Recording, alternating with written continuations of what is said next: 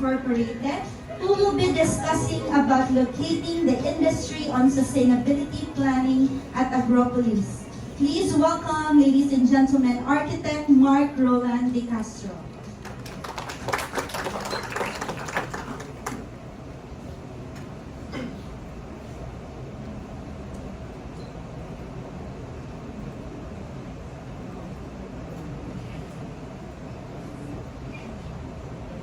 Hello. Good afternoon. Magandang hapon po sa inyo. Can I ask everyone to stand up for a bit?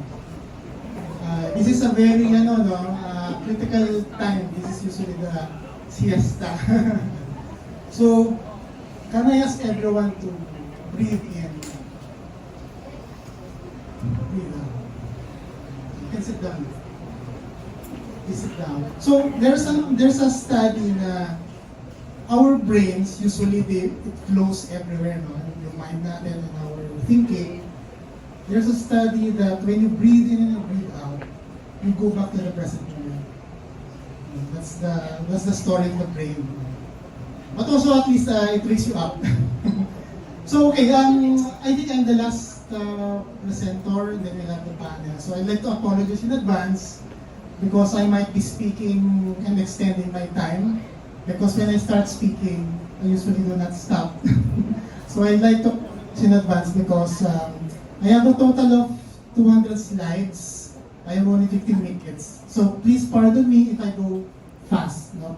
But I think this is very relevant since this morning I've been really listening intently.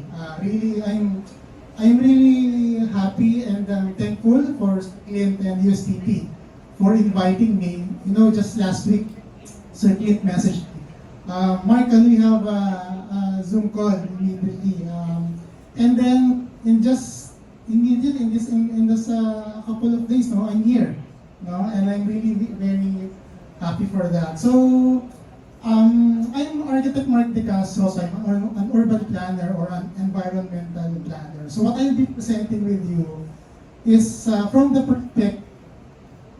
perspective of not just an environmental planner, but a startup. Yun. So let me, actually I've been debating some titles for this presentation. Hello. So I was thinking, this is the title that Sir Clint gave me, Locating the Industry on Sustainable Planning in Agropolis. So, I will cover that, don't worry. I was also thinking Agropolis prototype towards progress because from a startup, it is important to prototype. No? It's not, hindi pwedeng concept lang tayo.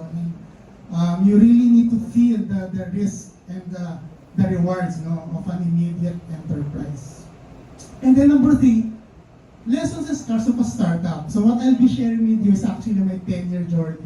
In a way, hopefully that my lessons and scars will help you master plan, no, the S&T part and conceptualize operationally, moving forward. Or number 4, no, a peak and preparations for the Agropolis strategic master plan. Kinukulit ako ni Sir Clint about the master plan.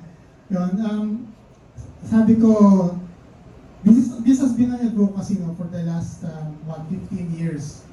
So I'm really grateful to be here and sharing with you everything that I'll be sharing. So this is the title.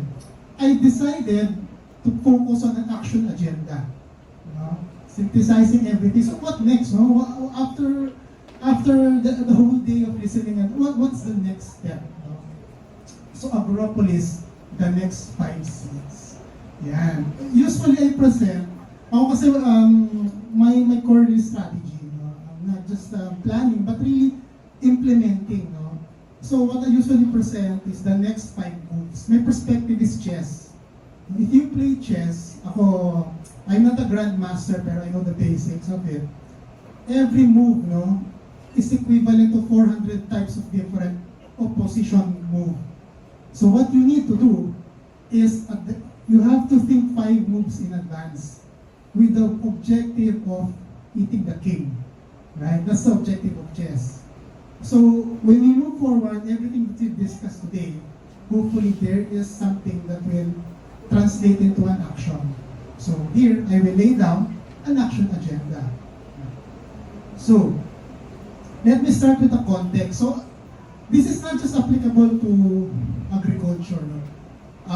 The reason I believe agriculture is essential, it is the backbone of any economy. No? That is, I think, ang naging challenge natin is we did not advance too much on what our base economy is. We've been exporting the raw materials and then they are producing it outside.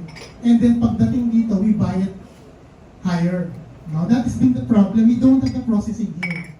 So ito, from the planner's perspective, so I did a computation. I actually presented this 10 years ago to the Philippine Institute of Environmental Planners. Now, the planners were not thinking about agriculture. So our topic then was new cities. Now, that was 2015. So when I was presenting about agriculture, why are you presenting agriculture? And then lo and behold, we had the pandemic. Now, during the pandemic, we felt the importance of agriculture, food. So during the pandemic, actually, I had in our front yard, I set up an aquaponics. No? From theory in 2016, I was already presenting aquaponics. It became a reality and we harvested a salad. No? I have a 2-year-old son, yung pandemic. Tapos we fed him salad from the aquaponics, tapos bangus. No? So, ito you have all of the cities. No? So, this is the consumption. This is the consumption of a typical American. If you convert, no, if you compute the total area required for farming, for agriculture, we basically do not have enough. No, we basically lack. Because alam nyo, the Americans, a hamburger or any produce is almost equivalent to 856 square meters of farmland per person. That's the average American consumption. So tayo, sabihin mo na mas matipid tayo, mas matakbo tayo. No? 1/3 of that. So imagine that diet is equivalent to 5 million hectares to feed the largest cities by 2030. So 2020, so I presented this 10 years ago. No? Right now, there is massive conversion. No? There is massive conversion and it will be a recurring problem for us in the future. So, that's the food. Kasi food city tayo, no? But agriculture is not just actually food, no? It's actually about environment.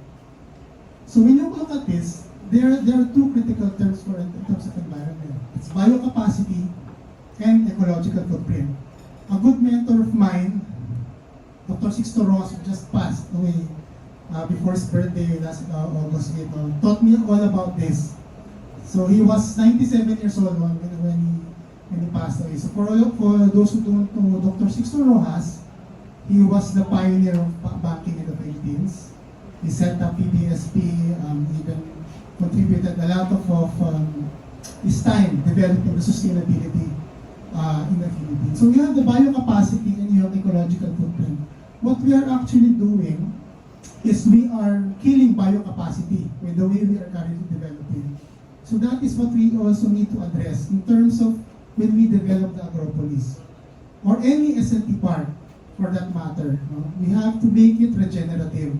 That is the key term right now. We are actually transitioning from sustainability to regenerative. Okay. Enough about the environment, about people. So this was 10 years ago. The average age of farmers is 57. I'm sure you've heard this a lot. So ang tanong ngayon, I don't know the average age right now because I know a lot of friends who were children of farmers, no? Who don't want to be farmers anymore. They are into the IT sector. They moved into Metro Manila. So what happened to the farms? I asked them. They sold it. They sold it to developers. They sold it to speculators. No? So, one of the reasons for us developing the Agropolis is not just the food and environment, but also the people. What will be the future? What will be the future for the people who will feed us? No? So, approximately 20% 28%, this translates into poverty. So this was the data 10 years ago. But this is still relevant today. I'm pretty sure. So we have 37% of the poor are farmers, 41% of the poor are fishermen. So why is that now? So these are some of the key takeaways that I've had now. I realized. Number one, we have we lack processing. Yun nga, we lack value adding. We export the raw materials, pagbalik sa atin, bibili natin yan. So there's no value added. Number two, we lack the market. So all of these things will be relevant now when we plan the SME part. We lack organized farmers group for training and financial support. So these are the things that the social entrepreneurs can address moving forward. We also focus on low value crops. Ayan. So we have to look into how we can develop the high value crops. Yeah. So from a planner's perspective, this was the question I had 10 years ago as a planner. So how can we actualize Filipino cities being prime engines of growth to be game changers in sustainability and poverty? So I link this to the importance of, we were discussing in Circuit, having an environmental planning course here in USTP, which can specialize in entrepreneurship in environment. Yeah. So here, imagine I did this slide 10 years ago, so it's still relevant. The value chain, I've heard it, I think 3 times today. The value chain of input, production, marketing, distribution. And later, I will share to you saan tayo pwede pumasok. Where do we focus on? Yeah. So I was actually doing some notes kanina. So I borrowed this slide from Sir Butch kanina. He shared to us yung knowledge to innovation to money. I add capital, not just money, because you have different possible returns. And then R&D, and then back to knowledge. So if you see the red dots, I think those are the critical points. Those are the tipping points. Those are the crux of the problem that if you overcome them, you can go to the next stage. So on the first one, let's start with knowledge. Knowledge. And trust, how does it translate to innovation? I think it boils down to people. For me, I term it, instead of technopreneurs or agripreneurs, there's so much, I call it ecopreneurs. Later I'll share more about it. So this is where the S&T parts, the ecosystem, I term it serendipitous encounters. This is where startups meet mentors. For my case, when I was setting up my startup, I met 5 mentors. Ako kasi makwento ako, mahilig akong, I always say na, what can I tell in 5 to 7 minutes that can convince possible partnership? That's the elevator pitch usually. So that is the value of an SNT part. It should be master planned in such a way na there will be a lot of serendipitous encounters. Later I'll show you some samples. And then moving from innovation to money, the critical thing is the market. Market is such a powerful magnet. It's like gravity. It's difficult to understand because there's so many dynamics. And that is where the SAT part should also be relevant. Understanding this market. That's why I was having some chat with Sir Butch and Sir Clint. I flew all the way from Manila last night. I'm flying later. So if there's one key takeaway that I can contribute, this is my crux. I think you need a business school. I think the agripreneurs or the technopreneurs, we need to partner with business school. Because it's very, very rare that you find a person that is both left brain and right brain. That is both technical innovation and business side.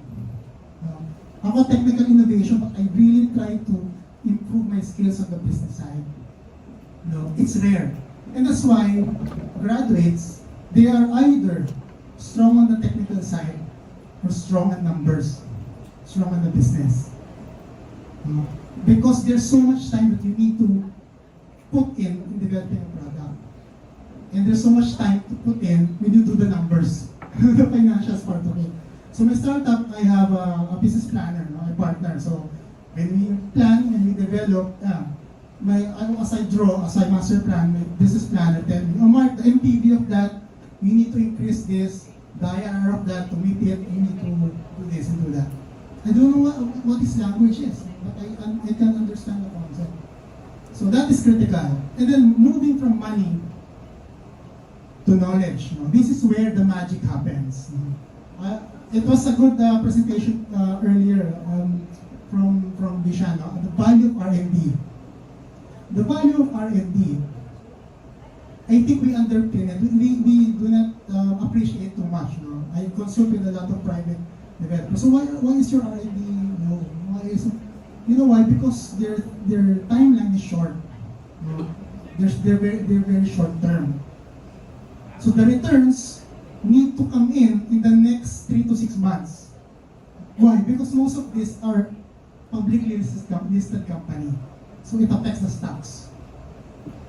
So the challenge also in mindset is how to extend that short-term thinking to long-term thinking. So that is another angle to the story. So what are the barriers in establishing S&P parks in innovation district? So I think this, in essence, hopefully synthesizes some inputs that from the previous presentation. Okay, let's start with the 5 seeds. So the seed number 1. The seed number 1 is the most important. What is our sustainable aspiration? You start with the vision. For me, I tie this up with your why. Your what is your why? Because that will, for startups, new startups, graduates yan, the thing that will drive you is your why. So before I show that, so my why, so just a quick story. I'm part of the family of OFWs. I was telling this story kanina to Sylvia. So my dad and his dad OFWs. So my dad has been in Dubai, in Saudi for the last 30 years. He comes home for 1 month a year. So I computed that if I do that, I will only deal with my child for 2 years. For the next 30 years. I do not want to do that. I wanted to stay here. I wanted to thrive. I cannot do that if I'm an employee. I need to do business. I need to be an entrepreneur. So 2008, this was our aspiration and praxis. 2007, we registered it as a partnership. It was a very ambitious, so it started with us when we was doing a master's in UP Diliman, School of Urban and Regional Planning. So we were a group of friends, we were having coffee every time in Kilgoa, because I really firmly remember it. It was in a table, and we kept on discussing about the problems, the issues, and so on. So for one time, I told them, I think we need to act. I think we need to do something about, in urban planning, you keep talking about the problems. So I put my cup of coffee, and I thought, I think we need to do something. I didn't know anything about business. I come from a family of entrepreneurs. So what we did is we set up a partnership, 2007. 2009, we realized partnership is wrong because it will legally eat up your liabilities, if something happens in your company. So I didn't know that. That is a valuable lesson for a startup. So we converted it into a corporation. I realized that we need lawyer friends. We look for lawyers. So that's also critical in the S&P part. It's not just students. There should be a complete ecosystem. We need accountants, we need marketers, we need IT, we need everything. it will not thrive if the accountant that the startup needs is in Manila. The startup will rather fly to Manila, believe me, when they need their accountant or their lawyer. So that needs to be factored in. So this was an ambitious goal, and we did a lot of projects, which I'll show you later. Now we've transitioned. Actually, 4 days from now, it will be our birthday. Yeah, November 9, I firmly remember, that's the birth of our corporation. Right now, we've continued developing it, and I share with you where we are right now. So, this is where I started. I'd like to give you the face of a startup. When we started our company and Praxis, we didn't know anything about business. So we decided, I think we need to learn. We need to learn business. Not just any traditional business. We want to learn something that is socially relevant. So we targeted social entrepreneurship. So we enrolled in Ateneo. Yeah, this is where I was telling Sir Clint, my former professor was the former president of PCD, Arnel Casanova. So it was really a huge influence to me. So there was this classmate in Ateneo. So he was doing bamboo food. And he was developing, what she was doing then was, she was crushing the bamboo and then mixing it with sandwich, with any food. And then it becomes bamboo food. And she was looking for a guinea pig for anyone to taste it. So we volunteered. Remember, being good friends, no? And then she was telling us about Chicken Channel Park in Agropolis. So I've not been listening to her for the last 1 year, and then suddenly, let's go. So we went to the social business camp. This is a critical point of a transformation that happened to us. Why we went into agriculture? Why we realized the value of agriculture? So yeah, now is the best time to be Filipino. Every time is the best time to be Filipino. This was, wow, we were excited when we were in the camp. Yan. This was us, no? I hope this gives you an idea, no? Kasi hopefully later on, no, when you set up the Agropolis, we're not in this room, air-conditioned room. It should be on the ground. We should feel the soil, no? Go around. So it's a huge impact to any, and then at the back end of it, no, there's the processing. This is what's missing. So there was a brew, no, of a mother, generationally transferred. So what the social entrepreneur did, this is Shannon, a close friend of mine. If you're familiar with Bayani brew, no, it used to be sold, no, in different parts. No? They were brewing it at the back. No? So sa batya yan, in tub, they mix it there, tapos package. And that's how it was done. And then there's another friend of mine, no? What are you doing? Red egg naman. So he's branding it, no? Organic red egg. Right. So this was my certificate. This is laminated, no? This is something I think graduates and entrepreneurs will value. Yeah. So this is us, no? After 6 years or 7 years, we've been developing. We developed a lot of infrastructure in the GK Enchanted Farm, which is branded or is the Silicon Valley for agriculture, Sinangat, Bulacan. Yeah. So I link this again, to the watershed approach. At the macro level, it is very important that we value water. How does everything that we do, how does it affect the ecosystem? So this will be important when we do the master plan. Okay, so this is the aspiration then. So I've worked with different partners in Pangasinan, the Geo Farm, which does spirulina. I shared the video kay Sir Clint. In Iliw, Laguna, we've tried to revive the chinelas. And then in Oriental Mindoro, different setup. So the vision was to set up prototype hubs. That's why I'm here. Originally, I had a project with this 3 years ago to draft the urban agriculture plan, template. So now, much exciting. This is a larger vision because of its the Agropolis. So, this is a motto that I follow. No? If your vision is a year, plant wheat. If your vision is for a decade, plant trees. But it's really people. No? If your vision is a lifetime, plant ecopreneurs. How much time do I have? I will rush. How much time?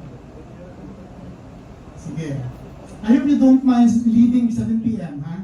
When I start talking of next, ito, it's gonna be bam bam bam. Okay.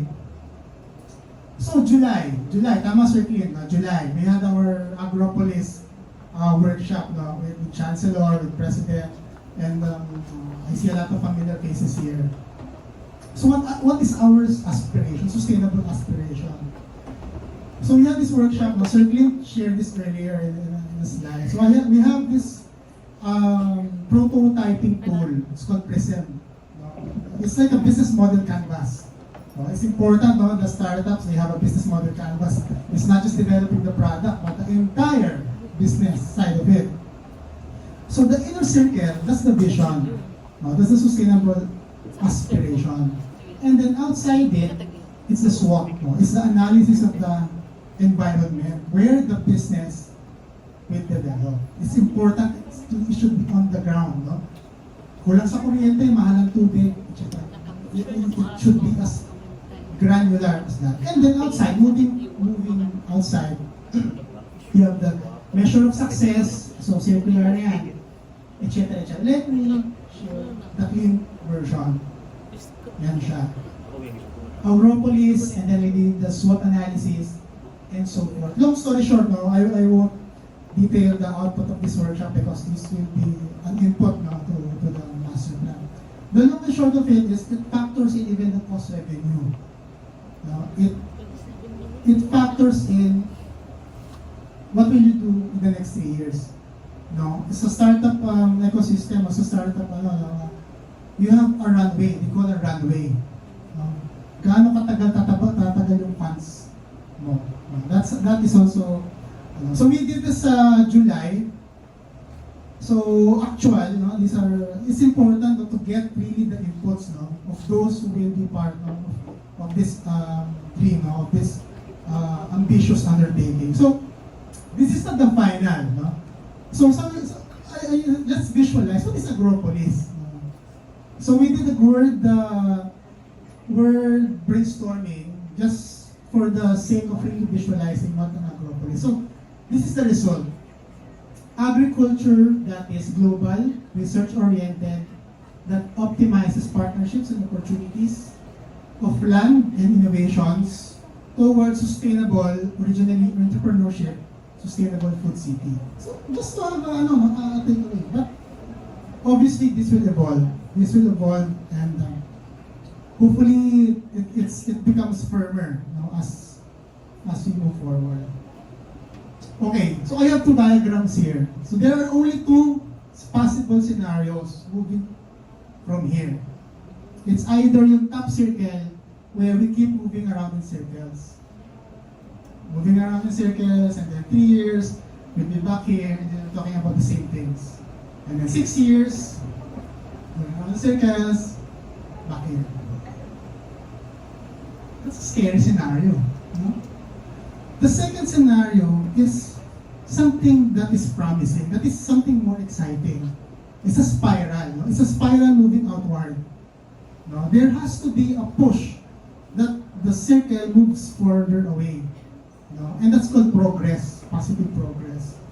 So the things that we've been doing today is, I think, that one of the push sa circle. So hopefully the second diagram. Okay, so we link the sustainable aspiration to the macro. Yan. Thank you to Neda for sharing this before. So I like to highlight leading agricultural hub, major industrial tourism and trade. It's important that it's linked to the government, to the national plans. That is already 40% check. If you should work with the government, the government will be the enablers. So that's the sustainable aspiration. Number 2, seed number 2, where will you plant? Yan. Probably 5 minutes. So where will you plant? It's also a question of what will we plant, no? It's important to position. Yan. So this is a value chain. You're either in the research, innovation, production, processing, or marketing distribution. You have to focus. You cannot focus on everything. My motto is know something about everything, but everything about something. So that's, I think, for me, the research, innovate, and monitoring and adaptation. I will move a bit quicker now. No? I think that those are the very important parts. Business model innovation. This is very important because the speed of technology. No? We need to fast track. Okay. There's a moving development now. We are coming into the second domestication of plants and animals. So this is actually an answer. So how do we feed the people with limited land? So we are now coming into from taming the macroorganisms, the cows, the pigs, etc. We are coming into the taming of the microorganisms. And this is where AI plays a role. So, sa Pilipinas na ba yan? I will show you later. So this is the fermentation farms will be the new food farms. This will what may agriculture look like. Part of it, hopefully. That's why it's important to understand the future, understand the technology before you master plan. So food as software. Imagine. It will not just be taxis, it will not just be hotels, it will be food. So food will be customized based on your taste, based on your health, based on what your body needs. That is what AI will do to us. Actual company. This was February 2024. The previous slides I shared to you, that was a prediction 10 years ago. Those were articles. And then I looked into the internet. So what was the status now? Actual. February 5, 2024. Remilk, a company, makes history as the first animal-free milk protein green meat producer in Canada. So there's already regulations. So Philippine context. So I emailed, I did my research. So what is the future of precision fermentation? So November 2024, very new. This is the value chain, the new value chain of precision fermentation. Everything is moving digital, everything is moving AI. So raw material, manufacturer, distributor, it will be a new business, new ecosystem. Demand, there are existing companies that is doing this. Actually, this is the Philippine setting. Okay. Seed number 3, how will we plan? It is important to know, to strategize. This is one of the key takeaways for me when Neda presented. It's important for Agropolis to be included in the food cluster. This is an institute, the metropolitan plan that Neda presented. So I think this is a consideration. Claveria is doing their land use plan already. Last week they've done the module for land use. So just to quickly share what we did in Angat Bulacan, I think we need to work with the local government unit. So this was the land use plan, and we designated special development zone for agri-innovation.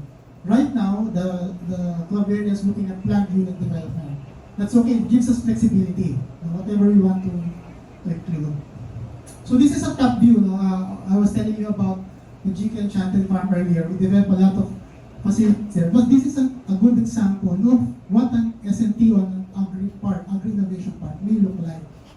Imagine, you have a convention area where people can gather. You have the community that works with the area. You have the innovation areas there, social enterprise locator, etc. This is actual and still running. So it's important to embed that in the CNUP. So this is actual map of Claveria. Now that area, the green circle, that I think is a very important node for for developing the Agropolis. And then how does it link to the different nodes within Claveria? It's important to make sure that the value chain, no, is reflected in the plan. Yeah. And then link everything now. So I think it's essential. I asked si Coronel if they will have a public hearing or a consultation. I think it's important that Agropolis will be there. So this is an example how it can be linked. It's not the X, but an innovative X. No? That's the meaning of the X there. Master plan. This is a quick conceptual master plan. It should be well thought of. It should be able to align, no, with the business plan. Now, earlier there was a discussion about incentives to the BOI. Usually that is factored in the business plan, the financials. Now, for the investors when they come in, they know the numbers. It works. They can invest in as a locator. Visually, this is how it will look like. No one can do this alone. We need collaboration, and I think that's what Agropolis has been doing, led by USTP Chancellor Sir Clint and Sir Butch. So it's an area where you have a complete ecosystem again, no, serendipitous encounters. You have prototyping area, you have a park, retail park, mixed income, and everything. And it should be something that becomes a community in itself. So this is what we did in Angat, Bulacan, so the Center for Bayanihan Economics. So we developed outdoor classroom for farmers where we are able to demonstrate how 50 rice or products that can be prototyped. This can also be there. It should be innovative. Water catchment, is important. So we designed it. You call this biomimicry. We learn from nature. So there's a water catchment, and then it becomes a lagoon and can become reused for water, for use of. And then it can also be a platform for learning. It's important na we have different partners, different from academia and so forth. And Dana, I just very quick. Is it okay to extend in 5 minutes? Okay lang. Yeah. So experiential learning, these are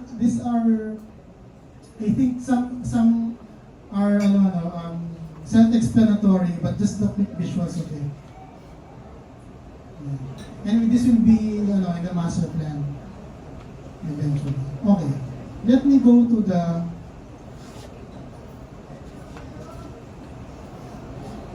this is in Japan. They have this paddy art. We have to be very creative. So we have to they productize rice, and then so the story here, we go up to the tower, then we go selfie. We did this in, I think,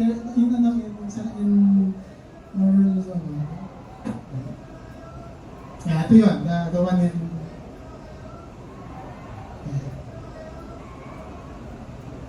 so these are some ideas with prototype. Okay, so let me just quickly share this. This is an actual master plan package that we did for Bayanihan Economics. It's 5 hectares plus 5 hectares, 10 hectares of development. We work with nature. We follow nature, the golden sequence, the Fibonacci. That has been our driving. So we analyze it, how the area can work with nature and the structures within. So it shows how buildings will be laid out. So this can be an area where everything is interconnected. You enter, and then at the end of the day, when you come out, it's a mindset change. We keep talking about mindset change. How does that actually happen? What I shared earlier was a mindset change. When I visited the innovation camp.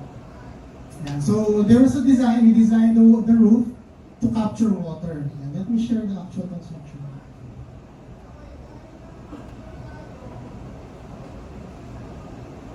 Yeah, so this is how we started, my imagine from the ground. So we listen to nature. Yeah, pinatayan na ako. Ayan. So, we listen to nature. We have to, ayan, pinapatayan na talaga ako.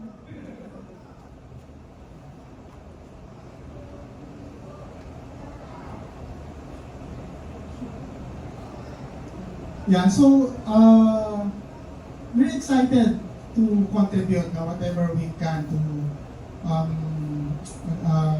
where Agropolis will be. Sige, yan. Sige lang. Sige. 5:05. My flight is 8 p.m. pa naman. So I leave by 7, kaya? Okay. Yeah, so this is how we built it. Ayan, actual yan. Talagang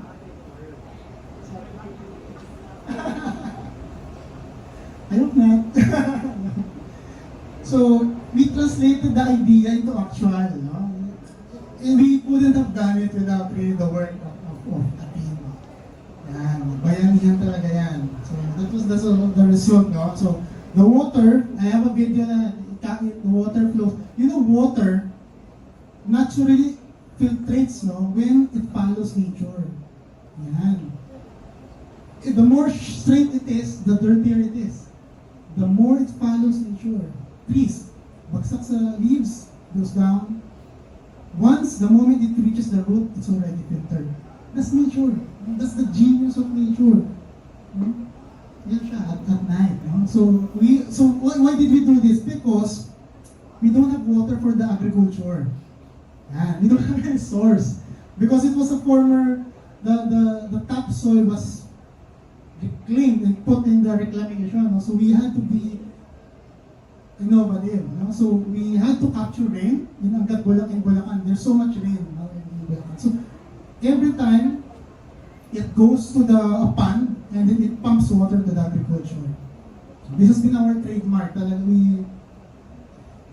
So at the top, there's also a deck. So beneath that, that roof. So we thought, farmers, they should not be inside the classroom when they learn. It should be, they can see it, they can touch it, they can feel it. So we did an open deck. Yan. That was the pan, that's the pan, no? It goes there and then it pops to the farm. And that's our farm. It's about 5 hectares of different crops. No? So that's why we need to do crop design, when we do for Agropolis. Yan, that's the view. Pineapples, we do innovations of pineapples. Yan siya. So we also, what I learned from agriculture is important is the agri-shed. This is where the magic happens. This is where you use natural fertilizer, you use the magic of agricultural research. Yan. So a lot of students, they actually work with the farmers based from their research. Now we were chatting earlier, the students should be motivated and incentivized to go out and immerse. Not just inside the classroom. Outside is the classroom. No, so the students in Bulacan, they regularly go there. So that's a master plan, and yan. We also use vetiver. No? Instead of the usual engineering, vetiver plant, the genius of nature talaga, no? The root grows as tall as me. And it's three times cheaper than to use a structural. So we did that to stabilize the soil. So we did a lot of savings, but at the same time, we were able to teach the students how to actually implement innovation. And we were featured in the magazine. So this was a design, no? There was a lot of brainstorming. This is roughly, I think, 10 hectares if I'm not mistaken. So the idea was to gather the 50 top crops and try to innovate it. So, yan siya. And so this is how it looks like, no, on the deck. And you can see, and then, so those that are not appreciative of agriculture, no, the moment they step down from this, wow, that's how you make agriculture sexy. You have to see it. No, what we don't want is the young not to know what kamote looks like. What they will only know is virtual or it's already ano na siya, inside your stomach. That's what precision fermentation will do to us. It will kill the bahay kubo. No? It will kill the bahay kubo song. That is what AI will do. The children, the next generation will not know what a sayote, no? Sayote looks like and so forth. Yan siya. So we stayed here, no? We learned and we immersed. I think that is what the land should become, no? It's a place where students they're not afraid to fail. It will become a lab for them, no? Where they can test anything. At tumitingin na sa akin si ma'am. Tagal pa naman, ito clock yung flat. So, yeah, the farm to plate restaurant, no? I'm sharing these ideas.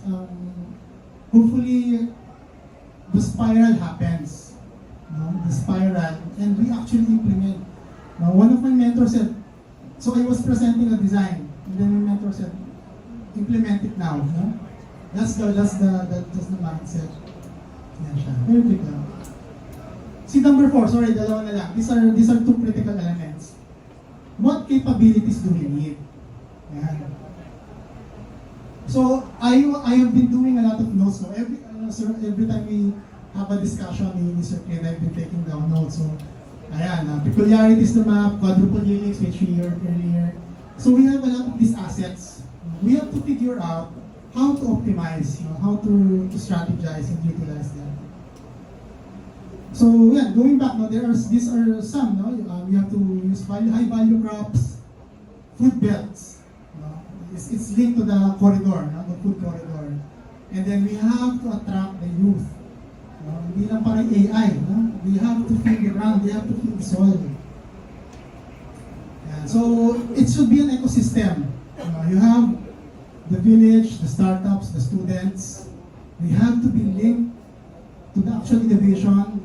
When there's farm to plate, they have to learn marketing, they have to learn business, financials of it.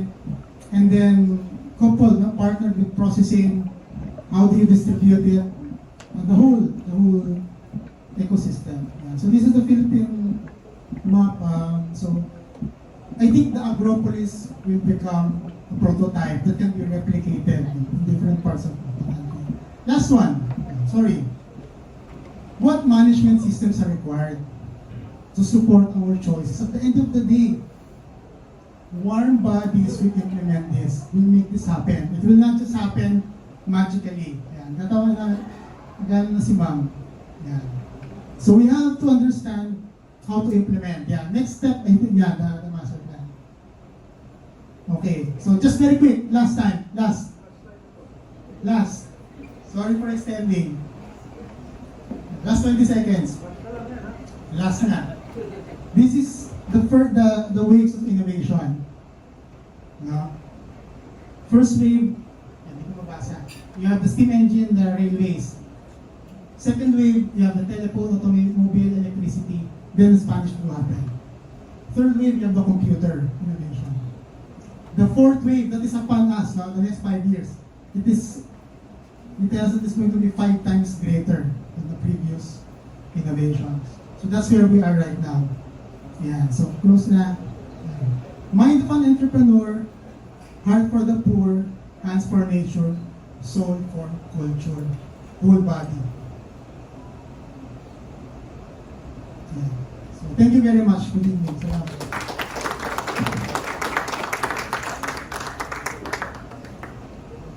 Okay, thank you very much, Architect De Castro. With your sharing, we can say sustainability is really key to making all of this work long term. And we appreciate the vision that you brought to the table. And thank you also, Architect, for flying in, for the insights